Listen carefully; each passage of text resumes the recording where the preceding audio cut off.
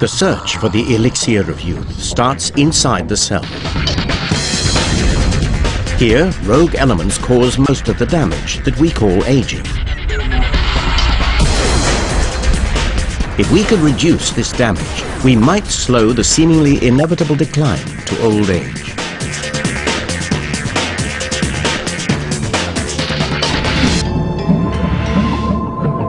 The human body is made up from 100 million different cells.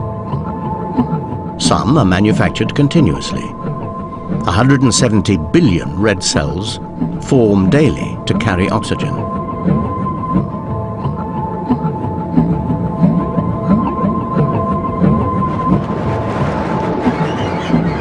$10 billion white cells form to fight disease. Others, like the cells of the nose and ear, renew themselves so vigorously they just keep on growing all life long. But eventually, something goes wrong. Our cells start to fail. Our skin wrinkles. Our hair grays, and eyesight fades. Is there anything we can do to turn back the clock? Amounts of growth hormone. It helps build muscle and repair tissues.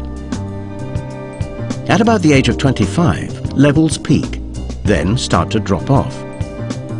By the time we reach old age, our bodies are producing very little. Heat is transformed into life-giving energy.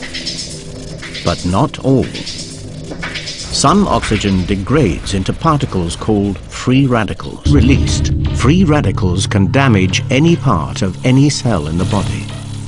Worst of all, they strike at the genes at the heart of every cell. Forensic pathologist Dick Shepherd sees the signs of oxygen and free radical damage almost every working day.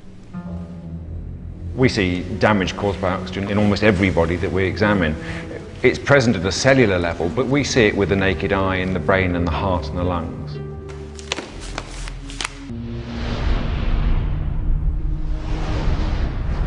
The lungs are the first point at which the atmospheric oxygen reaches into the body. Passes through tiny little spaces that are lined by single layers of cells into the bloodstream. But of course these cells, although they are there to transport the oxygen, are also particularly vulnerable. And this is normal lung, smooth surface, big blood vessel running down the middle of it. There are no holes, there are no abnormalities.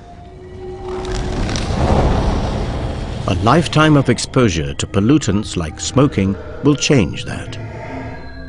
Tobacco smoke dramatically increases the production of free radicals in the body, leading to cancer and other lung disorders.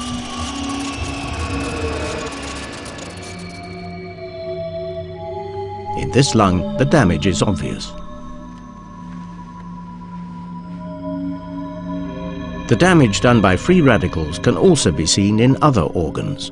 Cardiovascular disease, that's disease of the heart and the blood vessels, is the #1 killer throughout the world. As it circulates, blood carries oxygen and free radicals round the body.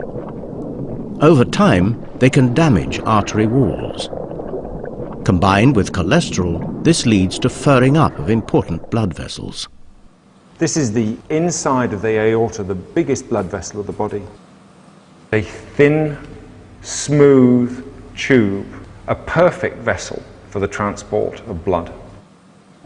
And this is what an aorta that's got severe fatty deposits looks like. The fat has been affected by the oxidation and formed this rancid butter, which had caused weakening of the wall. The fatty deposition starts in our 20s, but it may be 40 years or so until the effects become obvious to the individual. The brain is about 2% of the weight of the human body, but consumes about 20% of the oxygen. And we're all worried about the effects of dementia as we get older. And we do know that the brain cells are particularly susceptible to the toxic effects of oxygen. A young brain glows with huge numbers of mitochondria. But as time goes by, the free radicals produced by the enormous energy demands of the brain begin to kill the mitochondria. One by one, the batteries fail. And so does our brain. Memory becomes impaired, and thinking becomes confused. Old brains show extensive signs of free radical damage. Normal brains have a healthy dark line of these specialist cells. But in the brain on the right, the dark cells are no longer visible.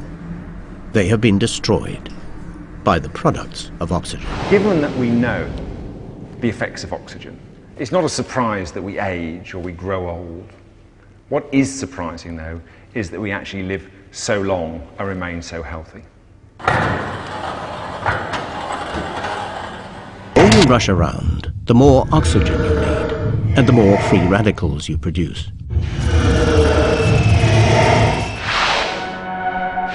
If free radicals are the main reason why we age, then perhaps we should be looking at ways to reduce the amount we produce.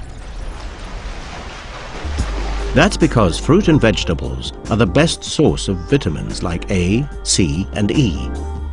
These are so-called antioxidants. They help soak up free radicals, but fruit and veg alone will not greatly extend life. The body does manufacture its own natural antioxidants. These molecules float around inside each cell, neutralizing any free radicals they meet. Nonetheless, some free radicals elude capture. Well, we have defenses against free radicals which are produced. These defenses are imperfect, but they exist. Over the years, the free radicals that escape overwhelm our defenses and slowly and inevitably cause massive wear and tear to our cells. And it is this accumulative wear and tear that most experts now say is the main cause of aging.